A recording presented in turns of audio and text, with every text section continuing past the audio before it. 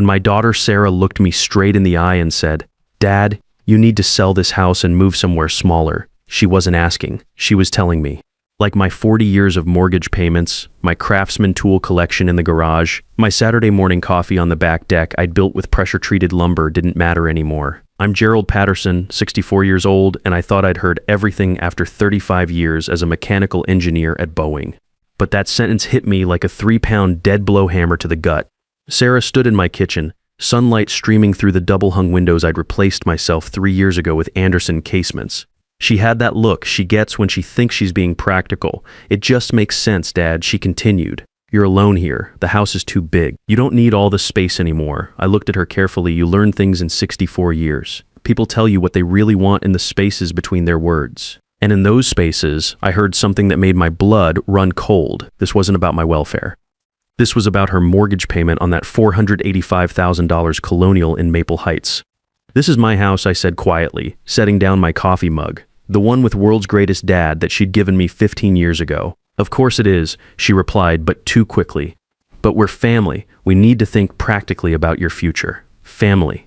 That word used to mean something different to me, back when I was teaching her to use my DeWalt cordless drill to build her senior project display board. Howard, her husband, walked in from the garage. He'd been out there for 20 minutes and I'd watched him through the window. He wasn't admiring my tool collection. He was measuring, taking pictures with his iPhone of my Snap-on tool chest. The one that cost me $3,200 back in 98 cents. "Nice setup you have out there, Jerry," he said, hands stuffed in his khakis. "Must be worth quite a bit. That's a professional-grade Bridgeport mill, isn't it?" I'd bought that milling machine at an estate sale 12 years ago, rebuilt the spindle motor myself. It's where I machined custom parts for my 78 Camaro restoration, bored the cylinder,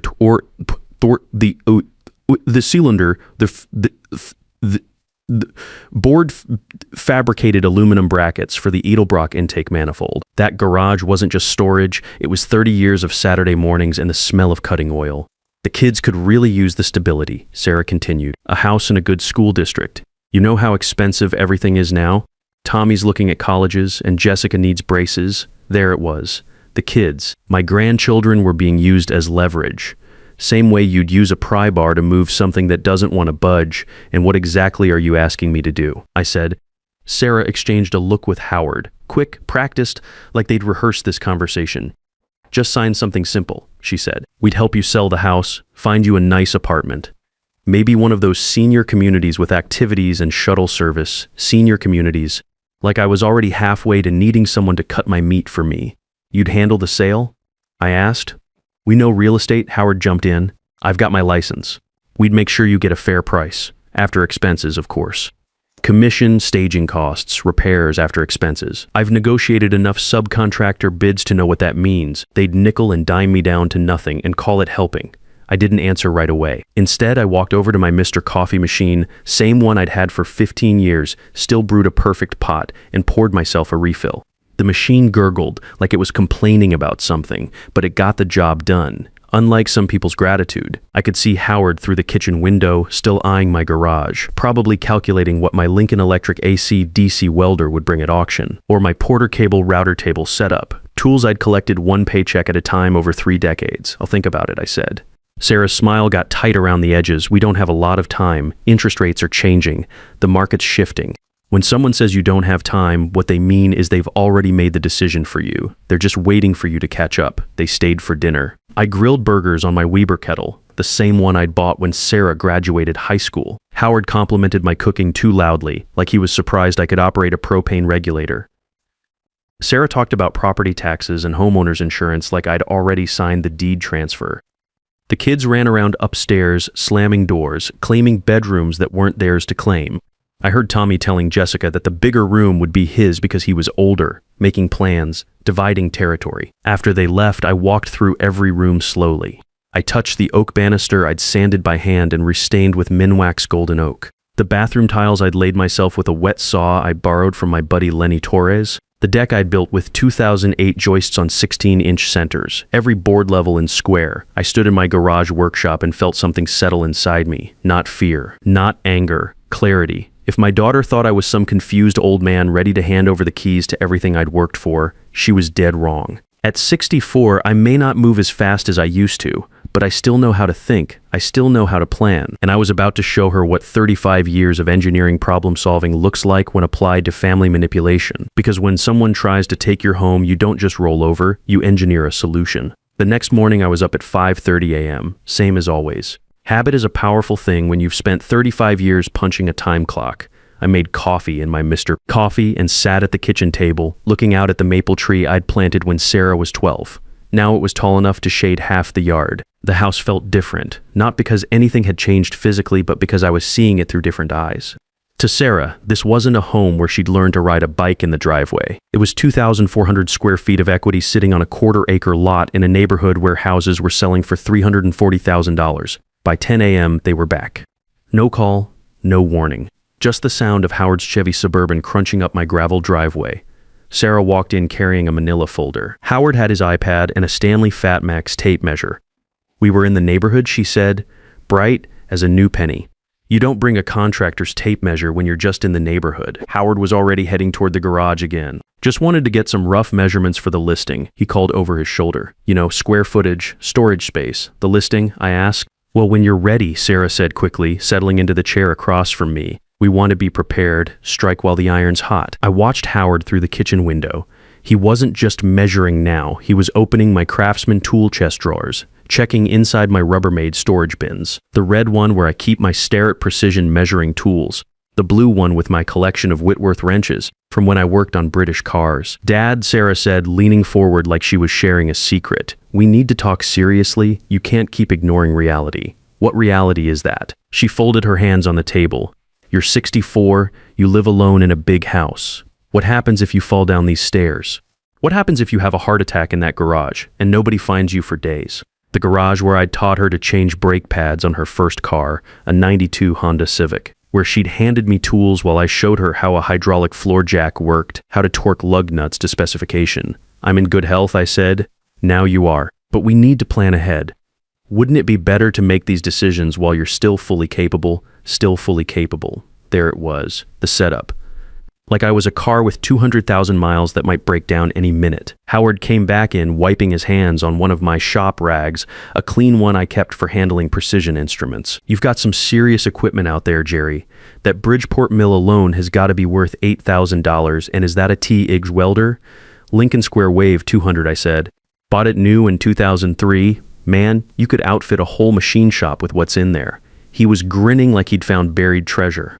Might want to think about security. All that valuable stuff just sitting out there. I'd never needed to worry about security in my own garage before. Suddenly, I was wondering if I should start. They stayed for 2 hours. Sarah kept talking like arrangements were already confirmed. We could have the house on the market by April. Spring's the best time to sell. You could be settled in your new place by Memorial Day. My new place, like I'd had any say in choosing it. There's a really nice senior community over in Westfield. She continued, maintenance-free living. They have a wood shop where you could still tinker with projects. A wood shop. Like that could replace 30 years of accumulated tools and the muscle memory of knowing exactly where everything belonged.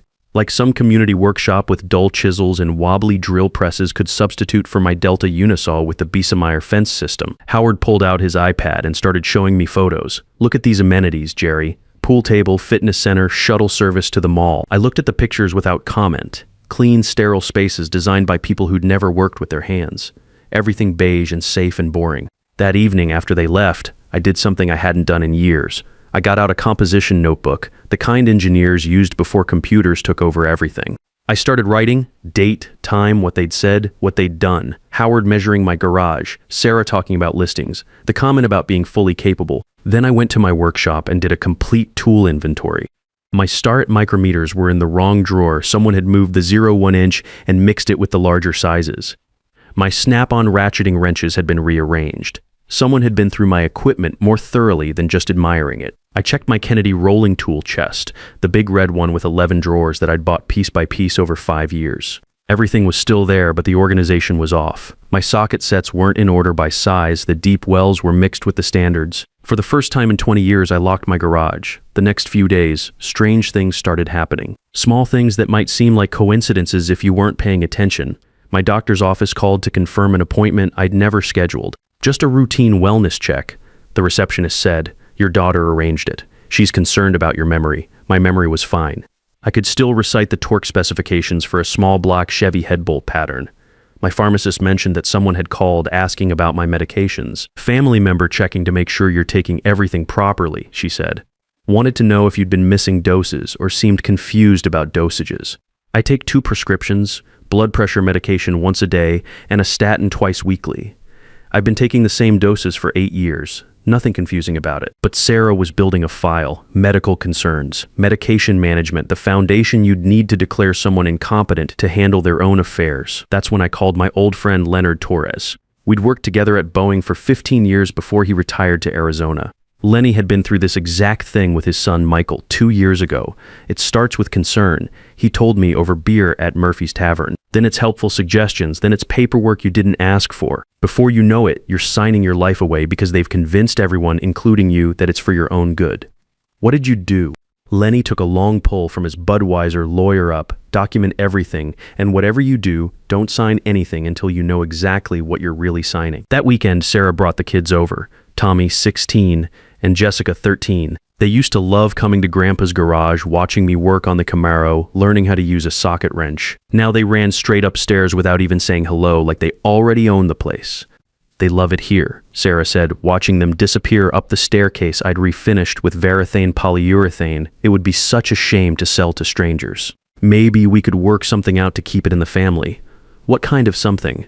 Well, we could take over the mortgage payments. You could stay in the guest room downstairs. Everyone wins. Everyone wins except the guy who's been making mortgage payments for 40 years. The guy who replaced the furnace when the heat exchanger cracked, who re-roofed the whole house with architectural shingles when the old ones started curling. I'd need to see the numbers, I said. Her smile got brighter. Of course, Howard's putting together a proposal for my own house. Like I was some tenant they were considering for a lease. That night, I called Victor Hayes, the attorney Lenny had recommended. Real estate lawyer who specializes in elder issues and estate planning. His office was downtown in one of those old brick buildings with high ceilings and creaky floors.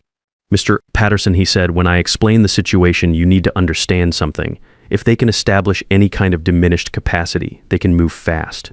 Court-appointed conservatorships happen quicker than most people realize. I'm not diminished, I believe you, but belief isn't proof in a courtroom. We need documentation, independent medical evaluation, financial competency assessment, and most importantly, we need to protect your assets before they make any formal moves. How do we do that? Victor leaned back in his leather chair. Irrevocable trust.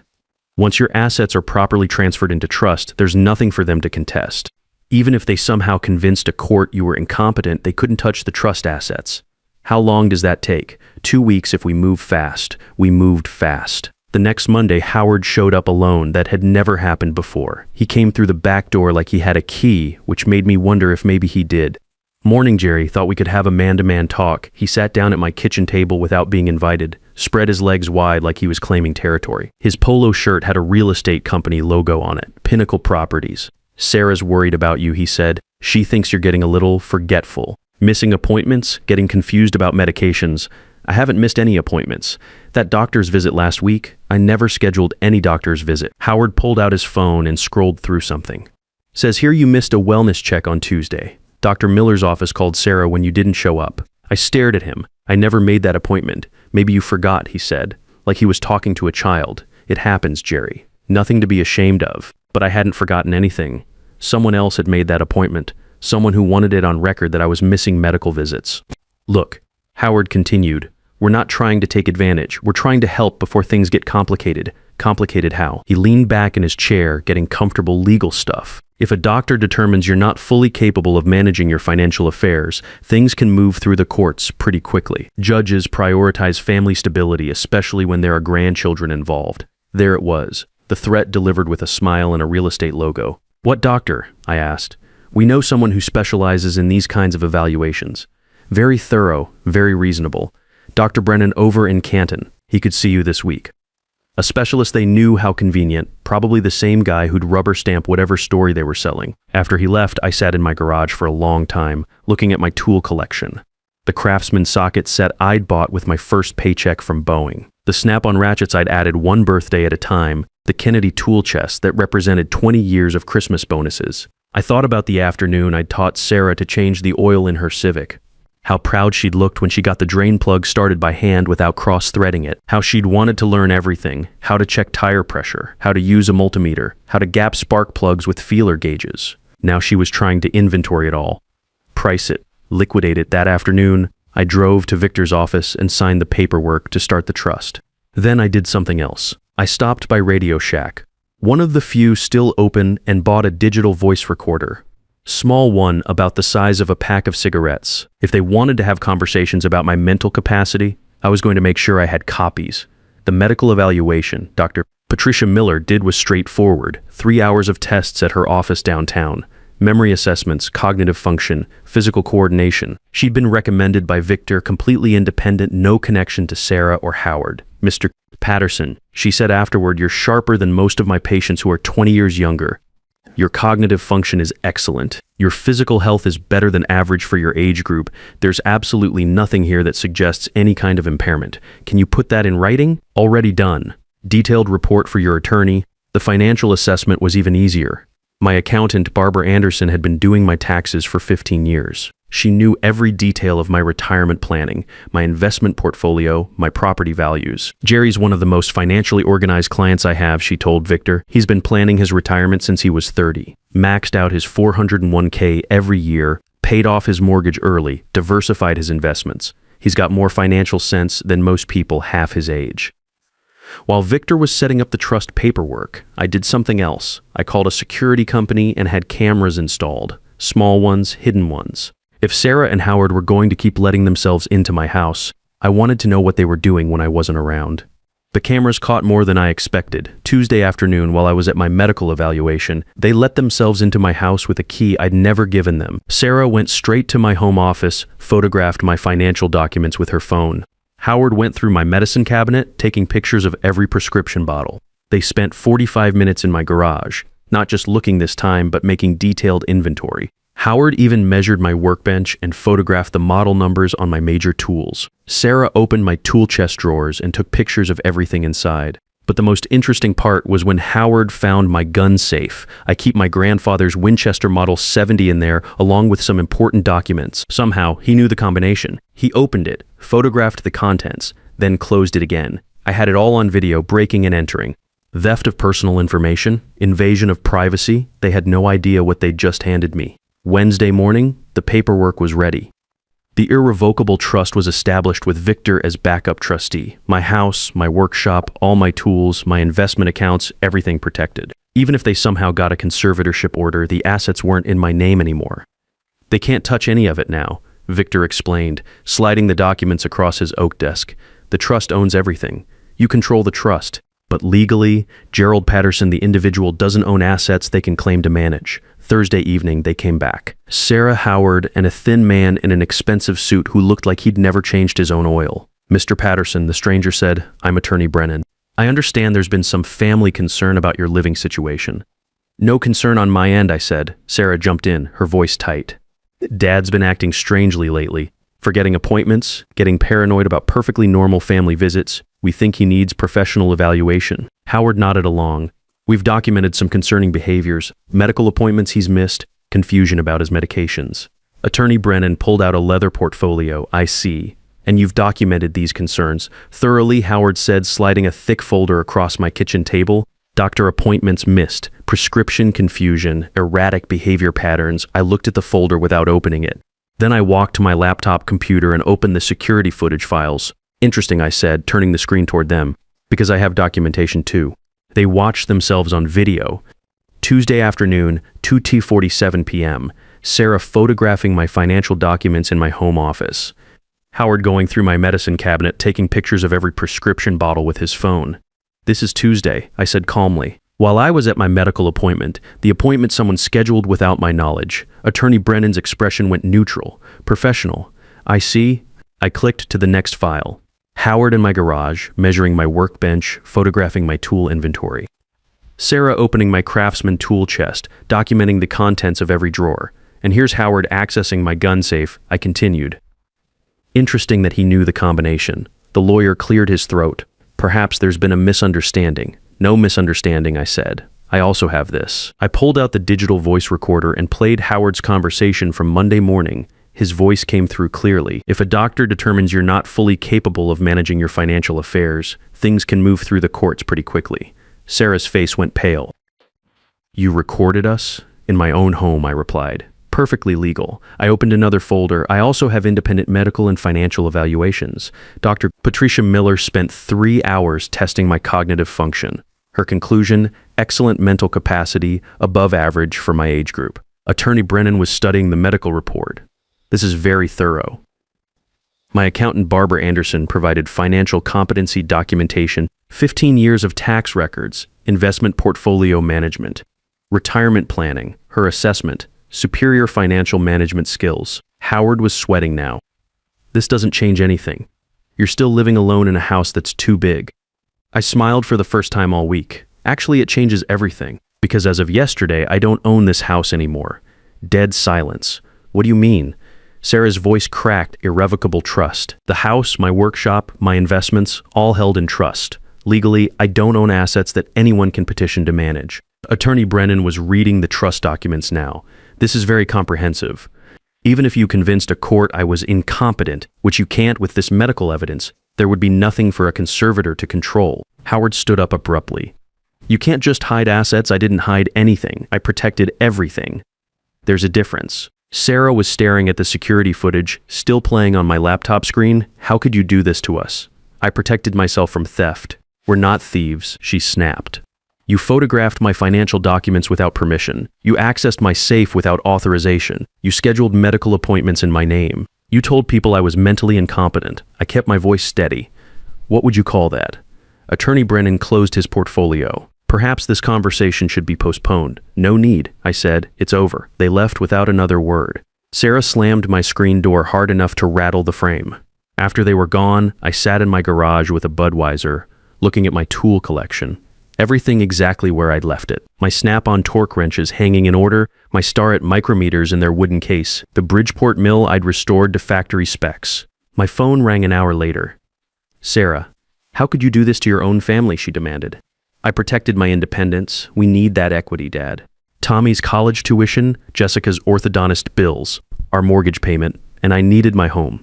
Seems like we both made our priorities clear. You've destroyed our relationship. No, I said quietly. You did that when you started treating me like I was incompetent. She hung up without saying goodbye. That was 8 months ago.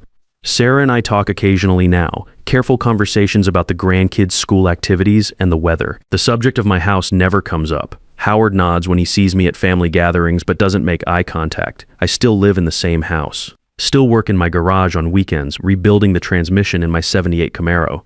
Still drink my morning coffee on the back deck. The difference is, now I know what it's worth, not just in dollars but in dignity. Last month, Tommy came by to borrow my floor jack for his first car, a '95 Honda Prelude.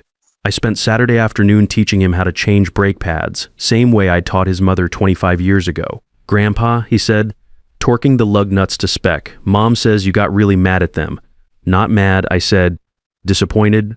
About what? They forgot that respect goes both ways, even in families. He nodded like that made sense. At 64, I learned something valuable. Your biggest threat doesn't always come from strangers trying to break in. Sometimes it comes from family members who think they already have the keys. But I also learned that experience counts for something, planning counts for more. And when someone tries to convince you that you're too old to make your own decisions, the best response isn't to argue, it's to prove them wrong. Quietly, methodically, and completely. My house is still mine. My tools are still mine, my choices are still mine, and that's worth more than any family peace built on lies.